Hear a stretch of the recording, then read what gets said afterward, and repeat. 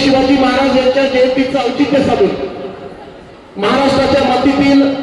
भारताच्या भूमीतील 18 पगड जातीतील सर्व समाज बांधवांमध्ये समानतेचं एकोप्याचं वातावरण निर्माण व्हावं आणि निश्चितच आपल्या सगळ्यांचं कल्याण व्हावं, विश्वाचं कल्याण व्हावं हा दृष्टिकोन डोळ्यासमोर ठेवून आपल्या सर्व भक्त परिवारांना या ठिकाणी आशीर्वाद महाराज या ठिकाणी आलेले आहेत।